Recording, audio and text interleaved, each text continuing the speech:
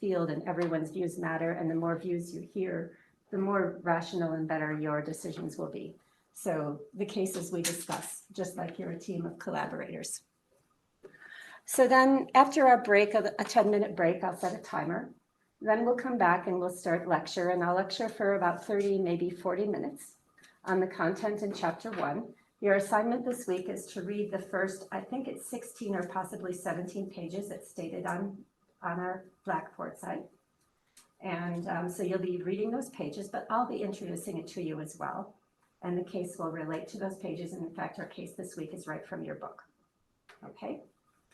Then we're going to do the case study.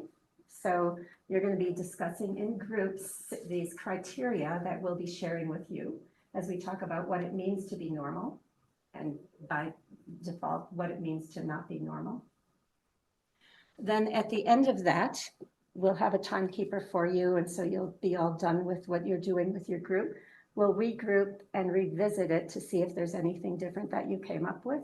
We'll prepare for next week, and we'll dismiss at 8:40. Okay, so that's our agenda for our class today. So abnormal psych, 200 level course. This used to be part of the community college degree. When I've taught it in the past, it's been a 300 level course. So I've actually dialed back just a little bit what we're looking at today. But let me see here. Should I just introduce it impromptu? I'll introduce it impromptu. We're gonna start our class in the first 4 weeks. We're gonna be talking today about what it means to be normal and abnormal. Like, what is this concept? And is anyone in here really normal, right? What does this mean? We're gonna start there. Next week, we're gonna just look a little bit at the history of mental disorders and the contemporary state of mental illness, particularly as it's confounded with things like homelessness and prison. So we're going to be dealing with wrestling a little bit with these social factors around abnormality next week. And then we're going to talk about, the term we'll use is etiology, but it just means the causes of disorders and the many factors that come into the development of psychological disorders or psychological nuance.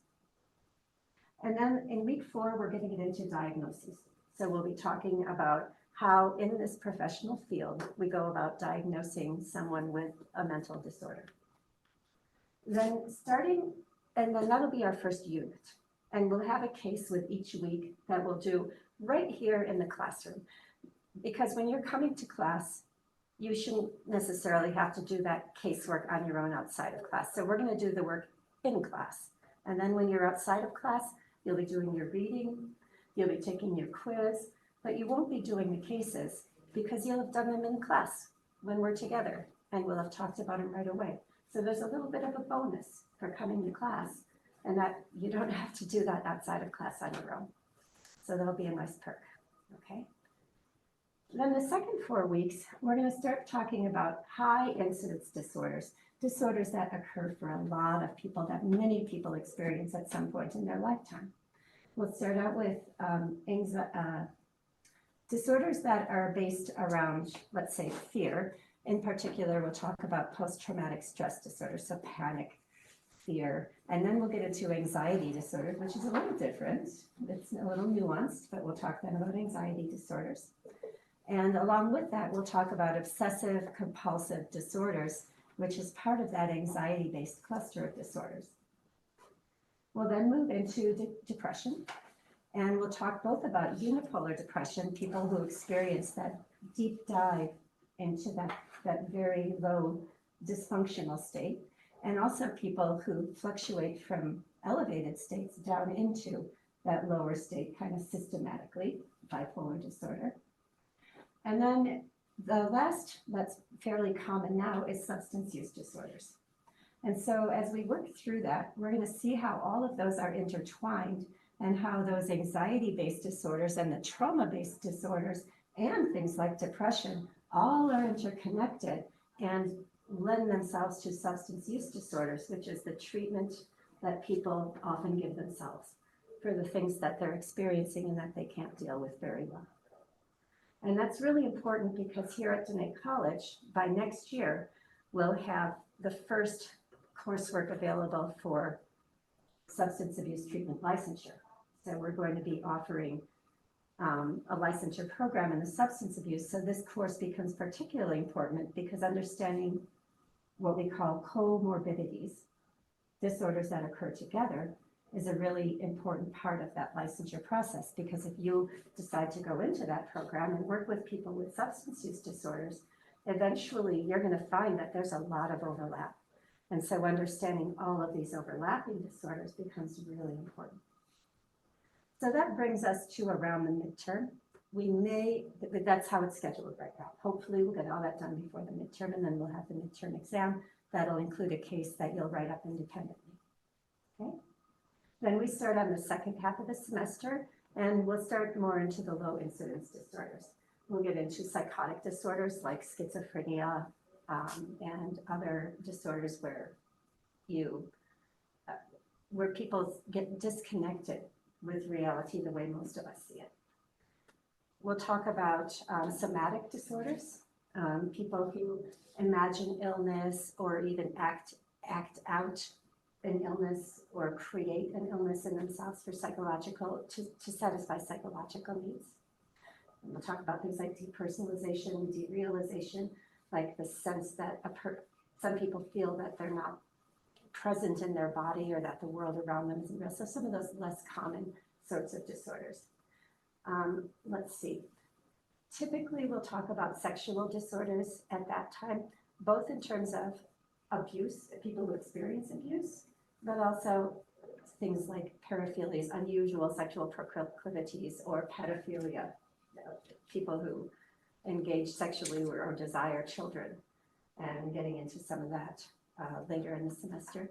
We don't usually cover eating disorders in here, even though they're a big deal, but often students have had those in health class, and so they have a little more background, and we can't cover absolutely everything. And then we'll see at the end how our time is looking. I can't remember how I wrote it in, but we'll cover childhood disorders, things like dyslexia or dysgraphia, which relate to learning disabilities, things like attention deficit disorder, things like autism and Williams syndrome, which are like the flip side of sort of a social, abnormal social disorders. So all of those toward the second half of the semester. And then we'll wrap up the term with a final exam that will be, and an original case study that you'll write. So you'll have 2 case studies that you'll write up, but we'll have case discussions each week that you'll just submit at the end of class. Okay? So that's our class in a nutshell. So, any questions so far? Anything you'd like to say, or maybe an area that you really hope we would actually cover? Anything like that? Sometimes people have a family member who has a disorder they want to know more about, and so they want to make sure that that's covered. So if anything like that comes up for you, let me know, and we can give a little extra time to it. Okay, so this idea of being here, I just wanted to talk about this a little bit. So I've taken Zoom classes too, right? This is how I take a Zoom class, you guys. I just have to confess. Unless I'm super engaged with the content, or if it's a small group where I feel like my role is really essential, I do what I call half engaging.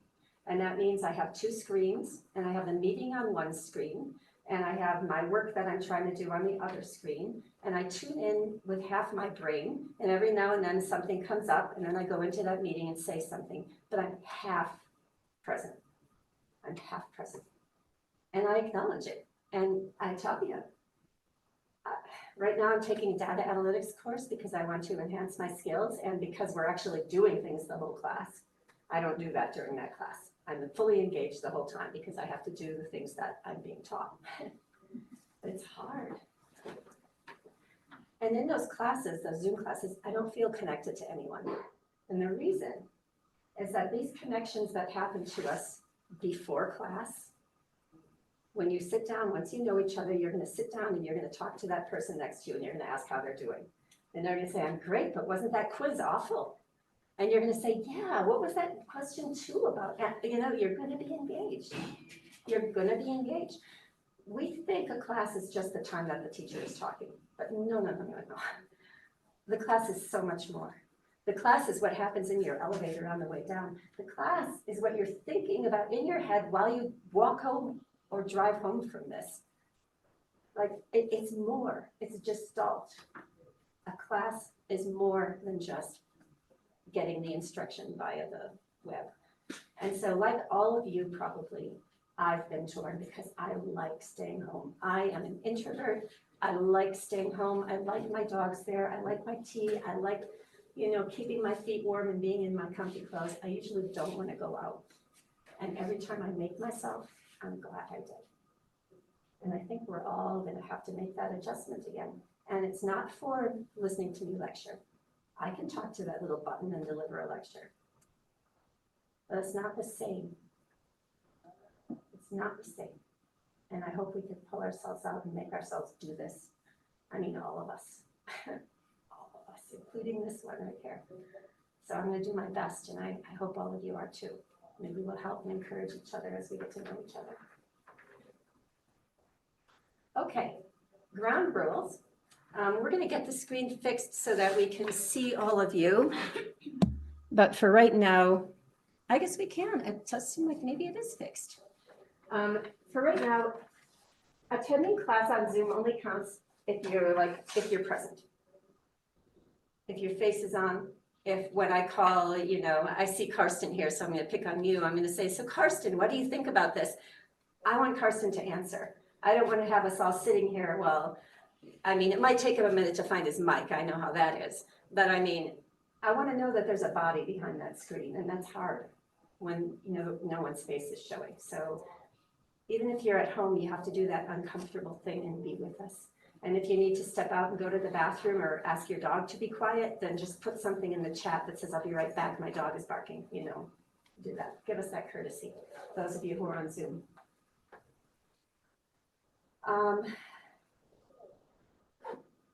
Yeah, I don't want anyone to have to waste a lot of gas or drive in dangerous conditions.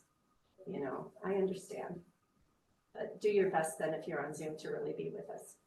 And come on time and stay for the whole class. We're going to play this game in a little bit. Let's look at some of this stuff.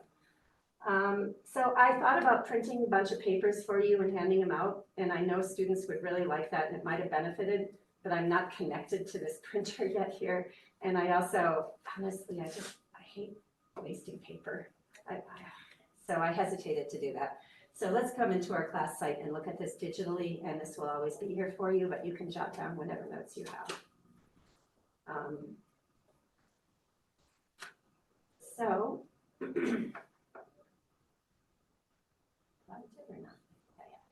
All right, so here's our class. I put a shortcut to it up there so that I can always find it. When you come into our class, you're always going to be right here at this announcements. And these will come to you by your email, but it's a good idea to look at these. I organized this a little differently then, so our announcements are right up here, but they'll also default on the home page. You can look at your grades right here, and in a moment, let me see here. I'm going to show you a setting that is going to be a good idea for you to change. I'm just going to see if I can actually do it here. Okay. You're going to want to go to this where it says order by. Let me see order by course order if it's not like that, because I have organized the grade book so that it makes sense, so that your week 1 assignments are together. But some of the assignments I created at different times than other assignments, so don't put it on these dates. Just leave it in course order, and then you should see all of you see quiz 1, case 1. Should be quiz 2, case 2, but it looks like it's not showing up quite that way. Oh, that's because it's not open yet. Your quizzes aren't open until the class time, but you'll see that the orientation quiz is open now and the chapter 1 quiz is open now. So you'll see these appear open as our class time begins, and this will give you a nice orderly grade book. Everyone understand that setting? Yeah, all right. Now, because this is a synchronous class, and because your work is going on in class, you shouldn't need to go through these modules. You shouldn't need to. All you need to do for this class then is you're going to take a quiz each week. You can click on the quiz link, In my view, you'll see all of them. In your view, you won't yet because they're not open until our class time. But you'll see all the quizzes there, okay? And that's where you'll go to take your quiz each week. And you'll see the cases here. So you'll see case 1. I asked you to read it for this class. You're always going to want to try it, even if you don't have time to read the textbook, at least read the case, because we don't want to take our class time for you to read. And how can you discuss it if you didn't read it, right? So try and read the cases before class. This was a short one. The next, this one is a little bit longer, but this is a real interesting week. It'll still be a little bit longer case discussion. I don't have the rest of them posted yet, but at the end of class, whoever is your writer for your group is going to submit that. Actually, is probably going to give it to all of you, and you're all just going to submit it before you leave class. Just so you know, you don't have to do any more work on it after class. Okay. You do have to do your reading. I will not be able to cover everything in class. You'll be learning a lot from your book as well as from me. There was a mess up with the book order. So I did put chapter 1 up here under resources and chapter 3 up here. And I can get chapter 2 if we need to. You're assigned certain pages in chapter 2 as well. But hopefully you'll all have your books before then. This should not be an expensive book. This is 2017. You should be able to find this book for a reasonable price. I was shocked when I saw how much Pollard was charging for this. It's like, oh my gosh, that's terrible. So I felt pretty bad about that, but I can't make that change anymore now. All right, here's the syllabus then. Let's look at what it is. I told you a lot already. You can get a paper of the syllabus, a printable one if you like it that way. Otherwise, this just has the basic information and the course description and goals, which I'm not going to go through with you. I'll jump right down to the things that are most relevant to you. Assignments and grading. You're going to have quizzes each week, 10-item quizzes. Maybe in some cases it'll be more than 10 items, but always worth 10 points. Book. You'll need to go into your book. I can't cover everything. Okay. Multiple choice exams. There will be exams that will have multiple choice questions. They'll be similar to the questions on the quizzes. Usually what I do is I look at the quizzes, I pull questions off it, and then I adapt the scenario or whatever it is. And so you shouldn't be seeing anything new. The case discussions, you're going to be just giving me at the end of class, just as if you were sitting in a group, taking notes, turning into notes at the end of class. This is not a take-home assignment. The case studies, there's going to be a formal case study at the midterm and one at the final. Those are bigger. They're like big papers, you know, and those are worth more points. Those are independent. And then I do count this attendance and participation just to be here, be present. Okay. 90% is an A in this class, 80% is a B. It's strictly points. You know, do the math, that's all it is. 60% passes with a D. Most of you will need to get a grade of C, so you'll need to get 70%. So you want to be getting good grades on those quizzes. I don't think there's a lot of room for cheating in here. AI is a big deal anymore. AI meaning artificial intelligence. But I don't think there's a lot of room in here for cheating because you're doing case studies, projects that I'm handing you, you're applying concepts that we did in class, so I think that you're going to use it. AI can be a useful tool, especially if you are not confident in like your grammar and your punctuation and stuff like that. Then if you run what you've written through AI, you can get a lot of helpful tips with your writing, okay? AI, if you use it to draft original writing, then you are basically telling your own brain, you can't do it. You don't want to develop, you know, so I feel like, well, AI is a tool. You don't want to use it to replace your own brain because you need your brain more than you need that tool. I'm not too worried about it. If I was concerned that someone had violated academic integrity, I will get in touch with you and speak to you individually, but I don't think there's a lot of room for that in this class, so I'm not too worried about it. Now, this policy on late work is a change, so everyone ramp up, pay attention here. In the past, I've really waffled at what to do. I've had so many students submitting late work. And at first I'm like, well, I'll just give a little more time. I'll be more flexible, but I'm not doing that anymore. The deadlines are the deadlines. Every week, there is something due before the next week's class, period. There's a quiz that's due before the next week's class, and you have to do it. And the due date is 6:00 p.m. on Wednesday. You can do it right before class if you want. And I'm giving a little grace period. I'll give a little window of 3 days, and after that, it's closed. It's done. There's no more chance. Even that grace period is more than I ever would have given in North Dakota. North Dakota, it was just due date, it's done after that. Due date is due date, you know. So there's even a little window there, okay? But you guys have to stay on top of it. I don't want to hear people coming and saying I didn't have time, because you have a whole week, okay? So this is different though. And we are going to do this thing where I give a bonus if your work is on time. And what that means is there's a little column in your grade book that says bonus points for on-time work. And so if you get everything in for that week by the due date, not by the grace period, by the due date, then I'm going to give you a 1 in that box. And that 1 is worth 1 question on the exam. So when you're taking the exam, I'm not giving you a free question. But if there's a question you're not sure about, and you know you're not sure about it, then you can write, I would like to get credit for number 12, even if I got it wrong. That's what that means. So you have to have a little metacognition and knowing what you don't know. But then you get credit for it. It can help you grade. Okay. Knowing what you don't know is a wise thing. Here's our schedule, just as I described to you earlier. You can see the page numbers are specific here. So for instance, in chapter 1, only go through pages 1 through 16. It's a short week. Whether you read these pages ahead of class or after class, I think you'll know best the way you learn. So you don't have to read them before class. You might be a kind of person who says, I do better when I hear about it first and then I read it. And others of you might say, I do better when I read it first and then I hear about it. You decide what's best for you. But what you do have to read before class is the case. Okay? So you're prepared for your group.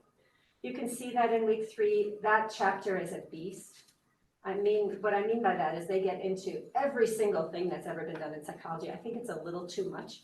And so I've given you certain pages to read, and then I've given an additional reading on this framework called Bronfenbrenner's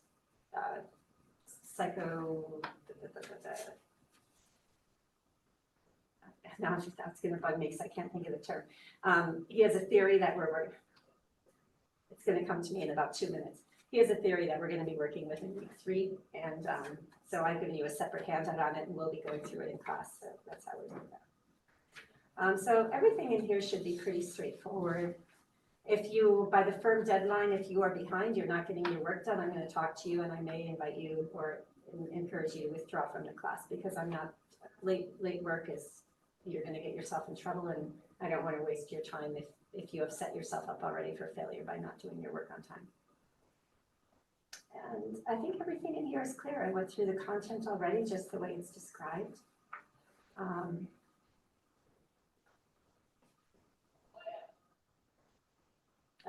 With the big exception that we're covering these depression and bipolar disorders after the midterm instead of before. So I was a little off on what I described to you there.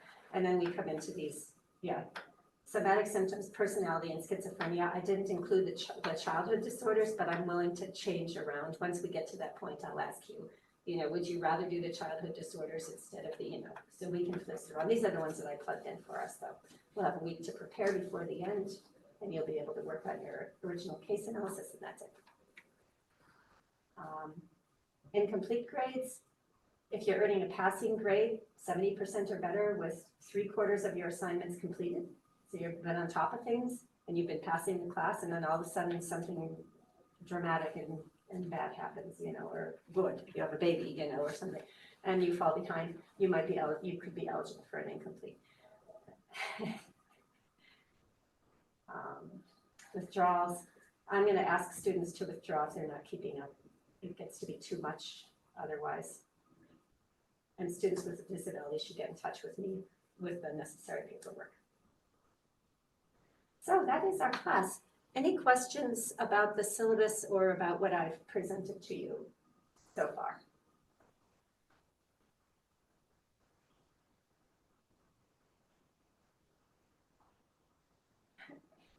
Okay.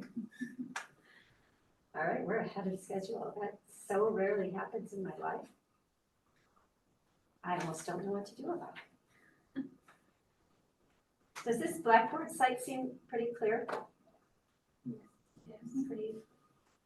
So these modules, this is because I used to have to set this class up for both online only students and for students attending synchronously. And so it's all set up. So if there did happen to be a week where you contacted me and you had to be excused to do the work later, then I would probably tell you to go to the module because you could get the content there, or you could just watch the class recording. Where are the class recordings?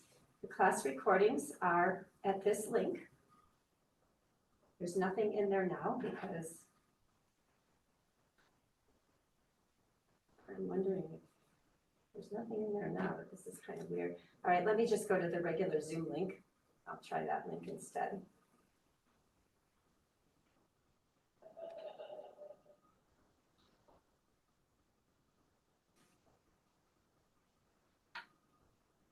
Okay, so when you click the Zoom link, which isn't visible for you, but I'll make it visible for you just in a moment, then you'll see this last tab, Cloud Recordings. I don't usually do too much organizing here. There's nothing in here yet, but after this class today, in a couple hours after class, the recording will be available, and you'll just have to look at the date that you missed, and I won't go in and label the recording or anything, but you can view it there. So that's where you find that, and I'm going to make that link available to you just now, because at this time it's not available to you yet. And I'll drag it up to the top for us as well. So I've got the class meeting here, but I'm not going to post it publicly because I only want that to be available for students who can't come in person for the reasons I described earlier. There we go. Put our Zoom link there. All right. So as far as how we're going to do this class, my hope is that you're going to come in person.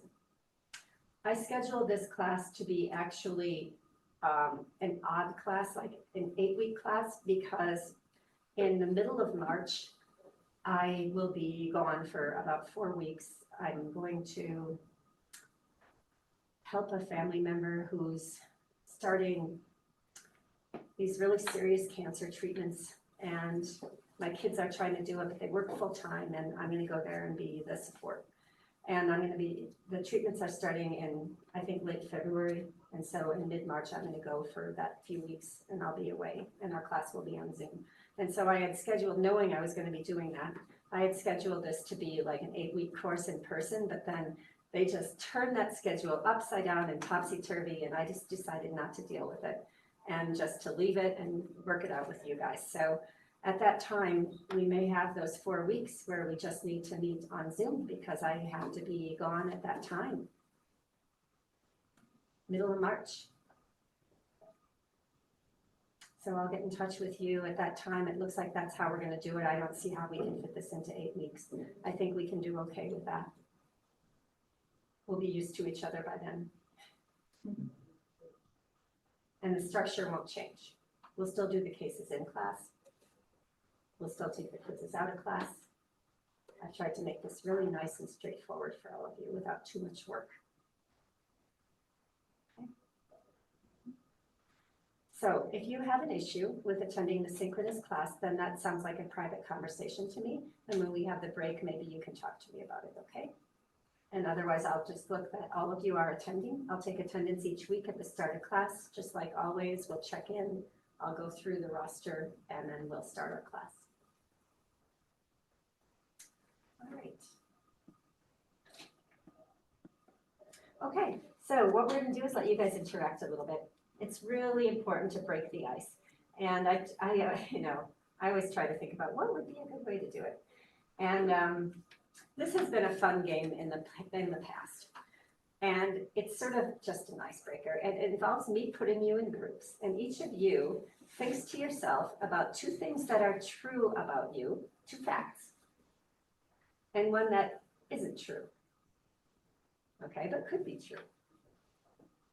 And sometimes these can be kind of funny, like, and then it's up to your group members to say, I think this one is true, I think this is not true, and then that gives you a chance to elaborate on those facts about you. So it's sort of a fun way to get to know people in your class.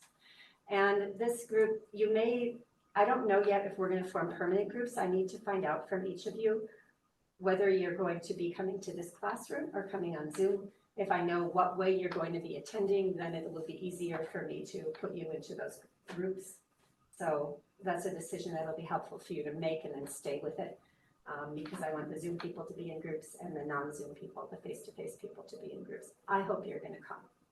I hope you're going to come here and sit with me in this room. And I'm going to bring tea. I took my teapot home, so I don't have it here to share with you, but I do intend to bring it back. And so it'll be good.